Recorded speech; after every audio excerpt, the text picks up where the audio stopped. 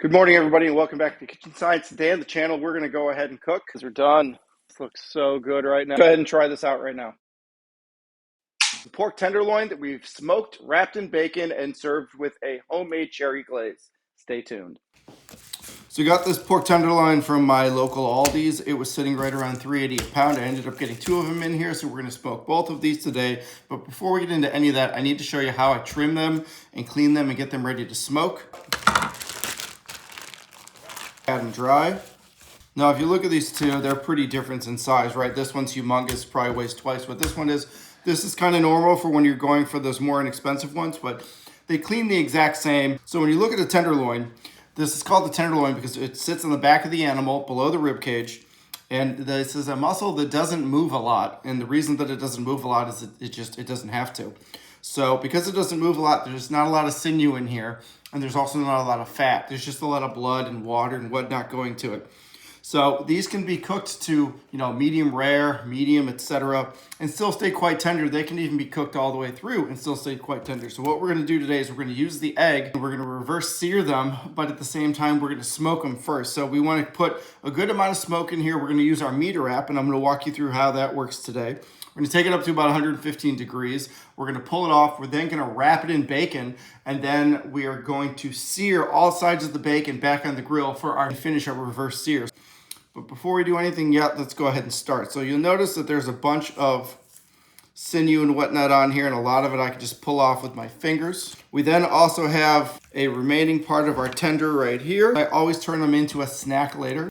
So if we go back to our larger piece, what I like to do is I like to take the back of my knife and I like to scrape this. I then like to start at the back here and I like to just do a shallow cut into the silver skin, and then I put my knife in at about a 30-degree angle and I just start cutting gently against the skin. But now what we want to do is we want to flip it over, and there's a little bit of bone meat sitting right here, so we want to give that a quick little trim. And this goes in our scrap pile. We definitely don't want to get rid of that. And you'll notice I just want to take the little bit of, it's like these little holders, these little feelers. I want to take these little pieces of knuckle meat off. I want to go ahead and take that off. I want to come over here. I want to do the exact same thing. I want to pull this little bit of fat off. Right? And right here too. And that's pretty much that. That's one pork tenderloin done. Our knuckle meat's all cleaned off. This guy looks pretty good. We're going to do a little bit of a quick salt brine. All right, so this is the rack we're going to place these guys on. You're going to notice that they're going to sit just like so. So I'm going to do the large one first. Just going to put as much salt on here as you would normally season this with. The idea here is we want to dry it out a little bit so that it can accept some more of that smoke. Normally I go even a touch heavier than this, knowing that this is going to occur. But since there's so much salt coming from the bacon that we're going to add to this later, it really doesn't need it. I'm just using Morton's kosher salt here.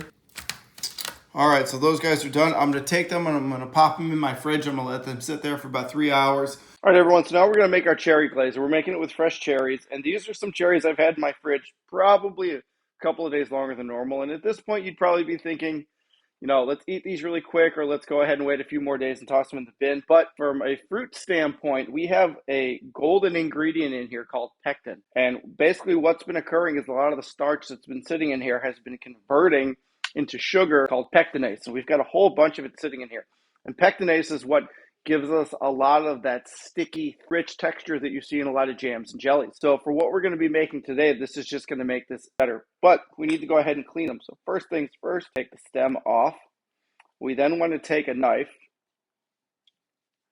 and we just want to split it in half, right? So there's the seed there. Notice that there's no seed.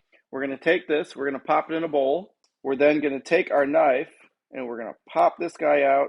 We're going to pop it into this bowl, and we're going to end up doing this to all of these. And as soon as they're done, I'm going to show you what the next step is going to be. All right, so here are our clean cherries. All right, and here are our cherries. You'll notice that they're starting to cook down. Once we get into a state where they're pretty soft, I'm going to add a little bit of chicken stock to them and let them finish cooking all the way down. All right, so we're there. So now we want to go ahead and add about a half a cup of chicken stock. We're also throwing in a little bit of star anise. This is a sweet, savory prune cherry-like spice that goes really, really well with flavors like this. So we want to get this guy in there. You really only need one. So now we're at the point where we're getting our large bubbles again. That means that a lot of our water has cooked out. So now you want to pay really close attention to this part. We need to go ahead and get it to a point where there's almost no water left in here, and then we can go to our next step. Smells amazing, by the way. All right, so this is good now. As you can see, most of the water is pretty much cooked out. Everything left in there is pectin and the cherries and all of the sugar that's left in here. So what we need to do now is taste it and see if we need to add anything else to it before we finish it off. So let's go ahead and try this out right now. It's very good. It's nice and tart. It needs a little bit of sugar, and it needs some time for the star anise to go ahead and sit in here. But honestly, I think this is great just where it sits.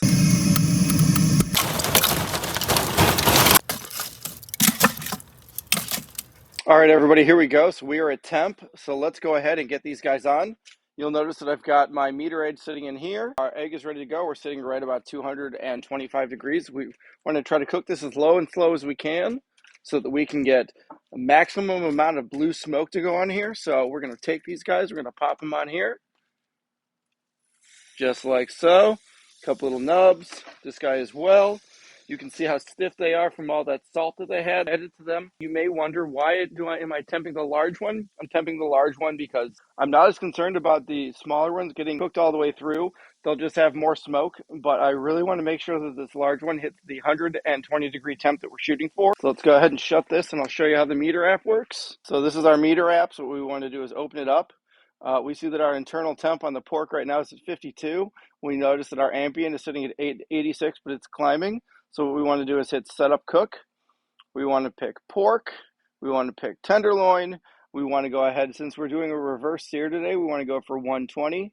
Now we know that we're going to have some carryover cooking after it comes out. Plus we're going to end up re-searing it after we wrap it with bacon. So we want to make sure that that temp doesn't get too high so that our finishing temp ends up being around 145 to 150 degrees. And then we let that rest, and then we get past our USDA recommended of 155. So we should be good there. So let's go ahead and let it go, and we'll see how long it takes. It starts. And there we go. So you'll notice our ambient's 142 and climbing. Our target is 120 degrees, and our internal sitting right now is 53. So we'll come back and check on this and see how long it takes once we hit 120 degrees. All right, everybody, it's done. Let's go ahead and pull it off. Here we go. Yeah, this is done. Let's go ahead and get these off and get them wrapped. All right, everybody, here's our smoked pork tenderloin wrapped in about half a pound of bacon. We then went ahead and took some string, wrapped around it, and trussed it so that the bacon didn't fall off during the cooking process. If you want to see more about this, please go ahead and leave a comment down below. We need to get the grill up to about 600 degrees, which we're looking at right now. There's a good amount of collagen in all of this, and I know that once we go ahead and apply heat, it's going to start to shrink and it's going to start to wrap around there, and that's what we want. So if a little bit of the string burns off, I'm okay with that. I don't really expect it to happen. It could, but as long as we can get that collagen to sort of grapple around there and stick, I'm not really worried about the rest of it. If we look inside of this sucker is nice and warm. That's what we're looking for. We're going to keep these pieces around the perimeter since the fire is mainly sitting in the center.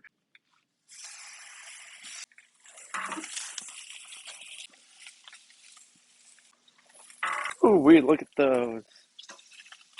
There we go. Okay, we want to try to get one more side here, if it lets us.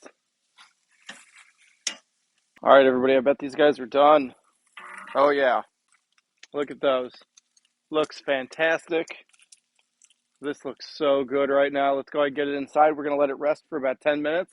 Then we're going to take the string off, and we're going to slice right into it. All right, everybody, here we go. So this is the finished product. This is a reverse-seared smoked pork tenderloin that I then wrapped in apple smoked bacon, seared off in the big green egg, let rest, and we're going to serve it with a homemade, we pick the cherries ourselves and let them sit, cherry compote with a little bit of star anise and a little bit of chicken stock reduced all the way down. It tastes amazing. Let's go ahead and see how it goes with this pork. So we want to go ahead and start the slicing process. So here we go. That looks pretty good to me. Let's go for the center. Oh yeah, look at that. Perfect medium plus, right around that 150 degree mark I was shooting for. Let's go ahead and give it a taste and see how it is. Oh yeah, look at that. You can see where the hole is from the meter probe that we had in there. Let's go ahead and try this with some of our compote. This looks so good. Look at that. Look how it just cascades off of there. I can't wait anymore. I got to try it. Oh my God. I don't have words. This is so good. I got to try it again. I can't wait anymore. That salty bacon is just perfect with the smoke. And this, the cherries with this, it is just, oh my God, it is so amazing. Let me do it one more time. Look, it's like a little cup. I can pick up a little cup right here. Oh my gosh, is this good? Okay, this is definitely going to be a new. I think we're going to do this again around Thanksgiving time. I think that we'll go ahead and we'll see if we can do a 2.0 with this. Let's see if we can make this better. Anyways, if you guys like this kind of content, please go ahead and smash that like button. Leave whatever comments you want down below. Tell me what you think. Did you like this? And if you're not subscribed, please go ahead and subscribe. And as always, have a fantastic barbecue week.